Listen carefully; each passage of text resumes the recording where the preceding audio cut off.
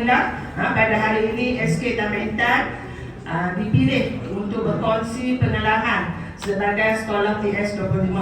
Okey, sebenarnya kami masih baru lagi dan masih belajar lagi berkaitan dengan TS25. Tapi apa yang saya akan share sebentar lagi adalah aktiviti dan perancangan yang telah kami laksanakan di sekolah dan impak kepada sekolah selama 2 tahun bergelar sebagai sekolah TS25. Okey, nama sekolah SK Taman Intan, kod KBA 3051. Kategori bandar kami iaitu seramai 29 orang, bilangan AKP seramai 7 orang, pekerja kebersihan 7 orang, pengawal keselamatan 4 orang. Merupakan sekolah TS25 kohort 5 tahun 2020 dan pengalaman sebagai guru besar baru 3 tahun, iaitu start pada 1 bulan 2019 sehingga sekarang lah. Program TS25 adalah satu program untuk menyambut hasrat kerajaan untuk melahirkan kemenjadian murid dan juga sekolah berkualiti. Jadi, untuk melaksanakan program TS25, kami selari dengan Pelan Pembangunan Pendidikan Malaysia 2013-2025, di mana sekarang kita berada dalam gelombang yang ketiga, iaitu beranjak ke arah kecemilanan dengan peningkatan keluasan operasi, bermaksud kita mengupayakan menggunakan pelbagai pendekatan untuk menyelesaikan isu persoalan. Okey, seterusnya kami juga fokus kepada 11 ajakan. Jadi saya tak perlu baca lah, saya ada banyak benda lagi nak cerita kan. Okey, seterusnya kami juga fokus kepada 5 aspirasi sistem, akses, kualiti, equality, perpaduan kesikapan, dan juga 6 aspirasi murid, iaitu murid berpengetahuan, kemahiran berfikir, kemahiran memimpin, kemahiran berbahasa, etika, kerohanian, dan okey, untuk melaksanakan program TS25, kita kena perlu kepada 4 fokus utama kerangka TS25. Pertama iaitu persekitaran pembelajaran yang bermakna. Yang kedua, pemimpin yang berkesan. Yang ketiga, kualiti guru. Yang keempat, sokongan PIBG dan komiti. Jadi, untuk mencapai keempat-empat fokus utama kerangka TS25, apa yang kami laksanakan? Yang pertama, kami telah mengambil langkah iaitu tetapkan visi dan misi sekolah. Jadi kami telah memilih iaitu meningkatkan kecemilanan kualiti sekolah dan memperkasa kemenjadian murid secara holistik pada tahun 2025. Okey, seterusnya kita tetapkan tindakan iaitu kita perlu melaksanakan analisis SWOT, iaitu kita mencari kekuatan dan kelemahan yang ada di sekolah kita. Sebab kita tahu setiap sekolah persekitaran berbeza dan mempunyai isu yang berbeza. Jadi kita kena buat analisis SWOT dulu. Seterusnya kita pintas, iaitu kita program intervensi dan OPBM, One Project Place Manager, bersama-sama dengan Jawatankuasa TS25, sekolah darakat ini TS25. Seterusnya kami juga mengupayakan sumber manusia SLT, iaitu Barisan Penolong Kanan, MLT, Ketua-Ketua Panitia, Guru, AKP, Pekerja Kebersihan, Pengusaha kantin, Pengawal Keselamatan untuk kebersamaan kelompok mahasiswa sekolah. Bermaksud bukan kita fokus pada guru saja, tapi kita melibatkan semua warga sekolah.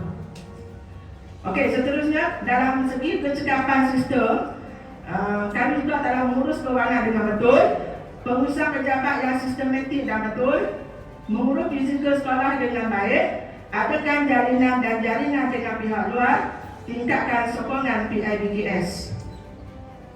Okey, seterusnya persekitaran pembelajaran bermakna. Apa yang kami telah laksanakan iaitu kami laksanakan pembelajaran bermakna untuk murid, pemantapan PAK 21 dalam kalangan guru, perkongsian amalan baik melalui PSC, persekitaran sekolah yang berinformatif dan ceria.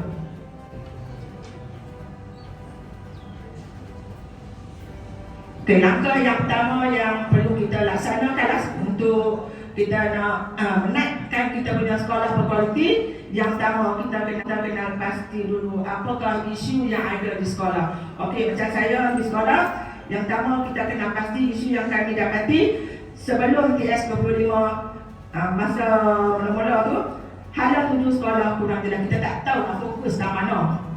Nak fokus hem kau, nak fokus akademik kau, nak fokus apa tak tahu, tak ada tujuan, tak ada matlamat. Okey, seterusnya kami dapati isu yang kedua, peratus kehadiran sekolah rendah, hanya 83%. Mungkin sebab tak ada pemeriksaan, mungkin orang kita tak pergi sekolah, tak ada periksa pun, kan? Ataupun mungkin dari segi PDP yang tidak meneronokkan, pesecara yang tidak meneronokkan, mungkin ada banyak faktor lah, kita tak tahu. Sebab kami dapati peratus kehadiran agak kurang merasakan. Isu yang ketiga, pembudayaan PAK 01 dan PAC kurang mantap. Jadi cikgu masih menggunakan kaedah tradisional. Ada setengah guru menggunakan kaedah IT, bukan ICT, IT, ikut perintah. Hak mana dia dah buat, dia buat, kan? Jadi dia tak ada, kalau kata PAK 01 ICT, jadi sebelum tu kita guna IT. Okey, isu yang keempat, hubungan luar dan PIDDS agak kurang. Kalau panggil Pak Rehman untuk buat aktiviti, hanya YDP saja ada Tuhan. Okey, itu isu-isu penting lah. Dan isu-isu sampingan yang kami dapati juga seterusnya ialah pengurusan kewangan di tahap sederhana. Okey, tak pernah dapat lagi cemerlang. Okey, pengurusan pejabat tidak sistematik. Kemudahan fizikal tidak digunakan sepenuhnya. Walaupun kita sekolah besar, seronok lah, kemudahan banyak, tapi tak digunakan sepenuhnya. Bila saya pergi kat sekolah tu, saya tengok banyak bilik kosong di medical store. Gunakan sepenuhnya. Okey? Jadi lepas kita ikuti program TS25, kita tengok apa yang berlaku lah. Okey, ini isu yang berlaku di sekolah saya lah. Mungkin sekolah cikgu-cikgu mungkin lain lah.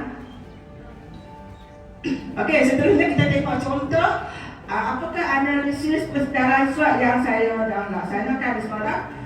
Saya fokus pada bidang kurikulum sepatutnya kita punya HEM, pokok dan BBGN dan seterusnya lah. Okey, kita tengok contoh. Pastikan bila kita nak buat analisis SWOT, kita pastikan kena tengok dari segi kualiti dan kuantiti. Okey, contoh kita tengok kekuatan yang ada di sekolah saya.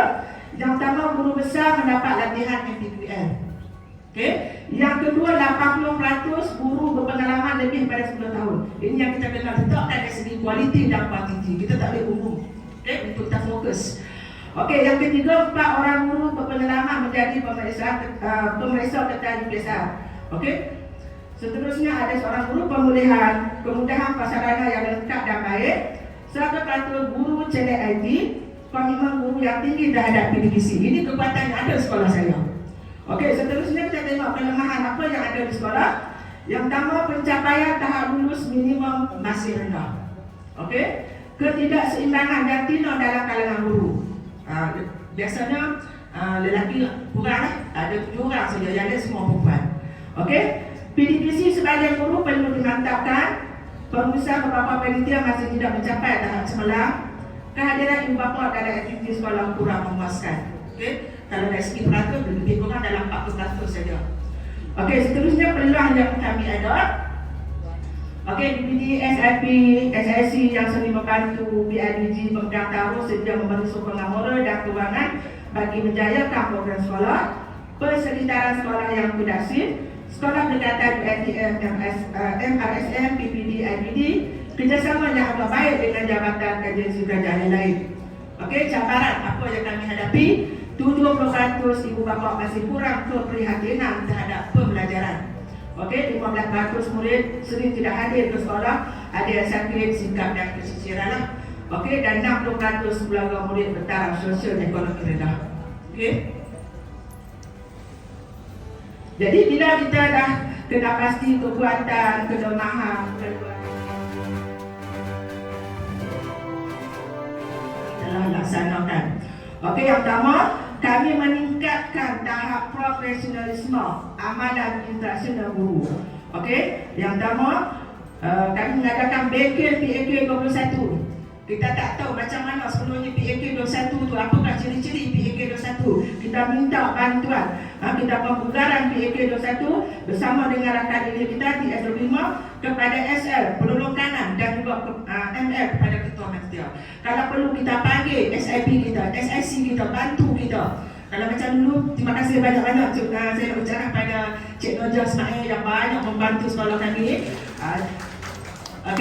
Kita panggil dia sendiri, buat in-house sendiri. Kita cikgu-cikgu jadi anak murid. Kita tak mahu dia cerita ciri-ciri, tapi kita nak maksudnya kita sendiri jadi anak murid, kita berlakon macam mana pelaksanaan PAK 21. Itu yang kami laksana, baru kita faham. Okey? Seterusnya kami galakkan PSC, perkongsian amalan baik dan mengatasi isu dalam PDPC. Jadi kita galakkan guru-guru kita berkongsi pengalaman. Contohnya kalau matematik, macam mana nak ajak pemulihan. Kita share bersama dengan guru-guru matematik yang berpengalaman, bimbing antara satu sama lain. Minta pendapat kawan, kita share. PSC ini bukan berlaku maksudnya secara formal, mungkin tak formal. Di mana-mana saja. Jadi kita membudayakan budaya PSC di kalangan guru-guru setiap mata pelajaran. Okey, seterusnya kita juga mengadakan taklimat iaitu penyampaian info dan kerja oleh SL secara berkala. Sekiranya kita mendapat apa-apa berkaitan maklumat yang terkini, ilmu yang terkini, kita kena share, berkongsi dengan ketua panitia dan seterusnya kepada guru-guru yang lain lah. Jadi kita jadikan budaya lah untuk menyampaikan info-info yang terkini. Okey, seterusnya kita menggalakkan guru-guru kita mengikuti seminar ataupun penyertaan guru dalam kolokvium, seminar ataupun membuat kajian tindakan. Ini salah seorang guru kami lah, dia sering membuat kajian tindakan. Okey, jadi guru akan meningkatkan keupayaan bertaraf dunia yang diperlukan bagi membantu mencapai keberhasilan murid yang dihasratkan. Guru juga akan memperoleh lebih keseronokan dan kepuasan dalam menjalankan tugas mereka. Dengan pelaksanaan perkongsian amalan internasional secara terancang, mereka akan lebih berusaha ke arah meningkatkan perkembangan profesional diri yang lebih cemerlang. Okey. Seterusnya apa yang kami lakukan? Yang kedua, kami mengupayakan SL dan ML. Okey, senior leader, penolong kanan dan ketua panitia. Okey, bimbingan dan kunjung bantu daripada rakan elit untuk perkongsian kalau tuju dan pelaksanaan program yang terancang untuk mencapai matlamat sekolah berkualiti serta kemenjadian murid. Bengkel peningkatan profesionalisme secara berkala untuk mengupayakan ML sebagai pemimpin pertengahan dalam mengerakkan semua guru menguasai kurikulum, pedagogi dan pentafsiran untuk mencapai matlamat kualiti guru. PSC dibudayakan dalam kalangan guru untuk perkongsian amalan baik dan mengatasi isu dalam PDPC. Pelaksanaan learning walk oleh SL dan ML untuk pemantapan kurikulum HEM dan pro-kurikulum. Perkongsian maklumat terkini daripada berbagai pihak dapat meningkatkan ilmu perusahaan dalam berbagai bidang kepada semua guru. Jadi, ini contohlah bimbingan daripada si Partner dan SIC. Cik Anwar maksudnya saya punya SIP saya, Cik Anwar ada datang hari ini. Okey, terima kasih banyak kerana sudi datang dengan Cik Noja. Okey, maksudnya kita sentiasa mendapat bimbingan daripada SIP, SIC. Kalau mereka tak mahu kan, kita telefon mereka semua. Jadi jangan harap mereka makan, kadang mereka pun sibuk. Jadi apa yang kita perlu, kita telefon. So bimbing. Okey. MOU dengan SK Masjid Sabah. Okey, MOU dengan Perpustakaan Awam Sungai Tari. Ini beberapa contoh. Buku banyak tadi tak muat. Beberapa contoh. Okey, MOU dengan Sekolah Pendekatan, MOU dengan SK Santa Pelin, dengan Lotus dan banyak lagi lah. Ini sebenarnya kita perlu untuk kita mencari idea, bertukar idea, niru balik naik kat sekolah kita. Okey, jadi kita kena tingkatkan jalinan dengan pihak luar. Ini contoh kami telah melaksanakan jalinan dengan syarikat-syarikat swasta dan juga pemegang-pemegang tahu. Okey, dengan college community kita bagi pensyarah ataupun pelajar-pelajar college community untuk bimbing kami cara buat pizza waktu buku kan kita dapat dari sumbangan peringatan. Okey, dengan Lotus, dengan Tesco, dengan Milo, dengan Cosmo. Jadi semua ni bila kita buat jaringan dengan jaringan ni kita dapat banyak impak dia. Mungkin dari segi dana, mungkin dari segi perkhidmatan, macam-macam lah kita dapat. Jadi banyak yang kita dapat impak daripada asyik kita buat jalinan. Baru ni yang terbaru tu bawah ni yang kita pergi Lotus Mengguan baru pergi main dulu. Betul Lori dia bagi dia punya sumbangan. Tak sangka lah. Lepas tu masa kita kena rajin lah. Tak rugi. Kalau tak rugi duit pun bagi dalam untuk apa barang pun tak ada masalah. Okey? Kita terima seadanya. Okey, seterusnya apa lagi yang kami telah laksanakan, iaitu kami telah mengubah iklim pembelajaran. Okey, pensedaran sekolah berinformatif, interaktif dan ceria. Okey, pembudayaan ruang pembelajaran yang kondusif menghasilkan suasana yang harmoni, ceria dan semangat pada murid dan guru untuk berada lebih lama kerana terasa seolah-olah berada dalam sebuah rumah sendiri. Wujudnya perasaan saling bekerjasama dan permintaan dan semangat berdikari, iaitu bersama berusaha memajukan diri dan kumpulan secara kolektif. Suasana pembelajaran yang kondusif menyeronokkan, bermoral, kreatif, menjadikan pengajaran dan pembelajaran lebih berfokus. Idea membina mengubah iklim pembelajaran ini ialah selepas melihat isu-isu utama suasana di dalam kelas seperti murid yang kurang bermotivasi, tidur di dalam kelas waktu PDBC berjalan, gangguan kawan-kawan di luar kelas, masalah membawa kutek, tiada peralatan belajar, pemain dan kurang perluasi masa PDBC. Jadi kita nak mengalahkan murid untuk datang ke sekolah untuk seronok. Jadi kita kena ubah persedaran. Yang kita kata persedaran pembelajaran yang bermakna tu. Daripada hak tak ceria, kita kena bagi ceria. Jadi kita kena ni lah kreatif lah. Ini selepas bila dah terpilih untuk sekolah TS25, jadi kita pembugaran semula lah kawasan persedaran sekolah. Dan impaknya pada murid lah. Murid seronok naik sekolah, cikgu pun seronok naik sekolah. Okey, seterusnya apa lagi? Kami telah melaksanakan iaitu memupuk sikap kebersamaan. Apa dia? Sikap kebersamaan tu, iaitu kebersamaan ini merupakan langkah pertama dan tidak hanya berfokuskan kepada taraf yang sama. Namun kebersamaan yang dibawa ialah berfokuskan hasil bersama yang dapat memberikan kebaikan kepada organisasi. Malahan dengan kebersamaan ini, setiap sekolah dapat melahirkan kekuatan dan dengan kebersamaan ini juga mampu mencipta perubahan. Maksud dia, kalau kita nak buat apa, kita kena berfokus kat cikgu je, dengan murid saja. Kita libatkan semua warga sekolah. Kerja kebersihan, dia apa peranan dia, pengusaha kantin apa peranan dia, pengawal keselamatan apa peranan dia. Okey, bila kita bersama, bukan kita dalam aktiviti yang macam tu, tapi dalam aktiviti tanda kita sayang kat mereka. Okey, tak kira kadang pekerja kebersihan pun, kita galak kat mereka sekali lah. Kita tak bawa cikgu saja, kita tak pinggirkan, mereka tak rasa mereka dipinggirkan lah. Jadi kita kebersamaan tu penting. Jadi lepas ni nak suruh apa pun tak apa, tak ada masalah. Okey? Jadi macam contoh lah, macam sama apa happy birthday pun kita bagi juga kat pengusaha kantin, bawa pergi melancong, bawa macam-macam tu semua ada. Okey, kita beri jiwa mereka. Jadi itu nak kebersamaan. Okey? Okey, impak daripada apa yang saya telah laksanakan, inilah kecemerlangan sekolah selama 2 tahun. Baru 2 tahun lah. Okey. Baik, pencapaian sekolah dalam pelbagai bidang tahun 2021-2022 dalam kecemerlangan sekolah.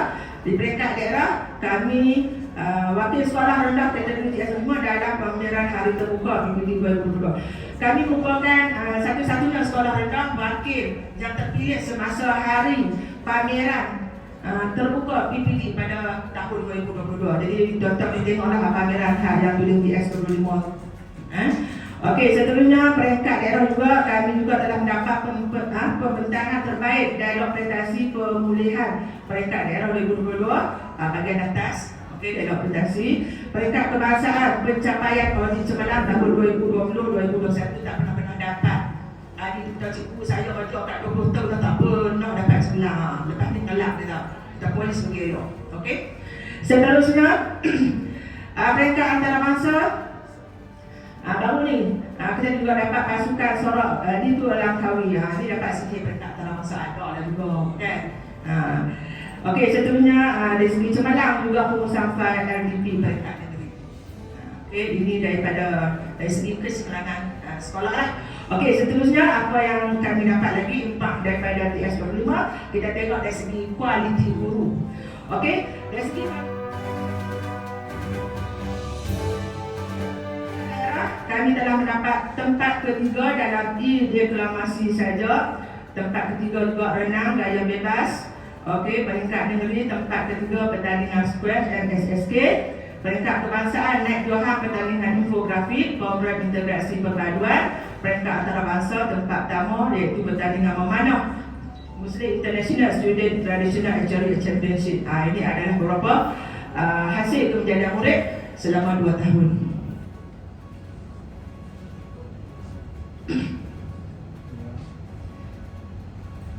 Okey, impas soalan komparatif TS25. Isu yang pertama tadi maksudnya dah selesai.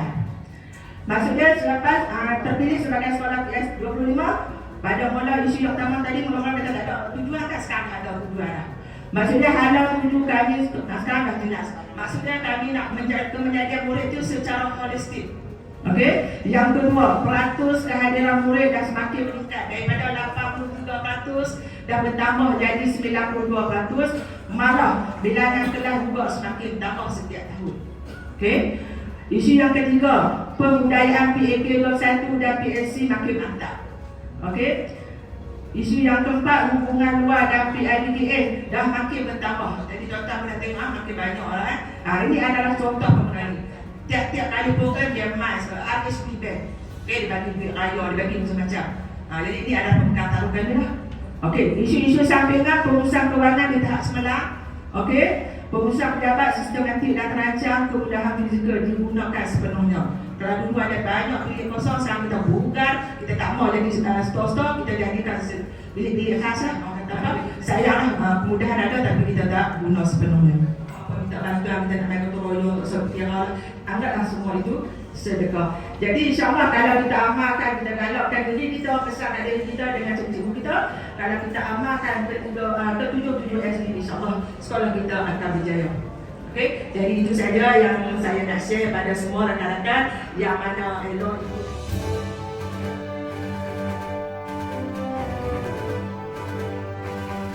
Guru Besar Sekolah Kebangsaan Tanah Intan, Tuan Nur Syarif